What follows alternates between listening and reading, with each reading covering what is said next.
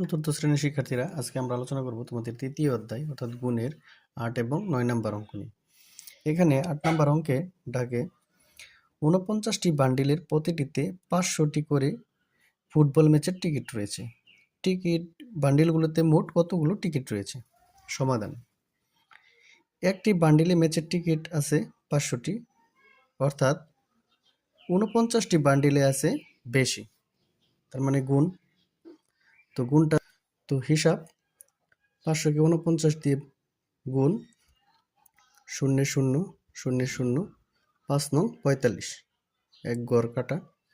4 দিয়ে গুণ 4 0 0 4 0 0 4 5 20 যোগ 0 0 5 4 2, অর্থাৎ 24,500টি।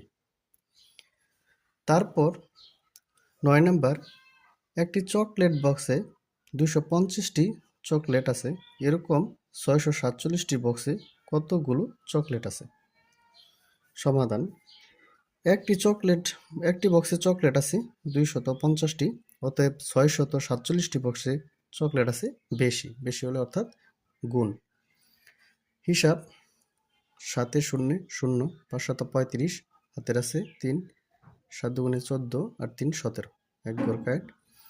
4 দিয়ে 4 0 0 4 5 20 0, 4 দুগুণে 8 আর 2 10, আরেক 2 গড় কাটা।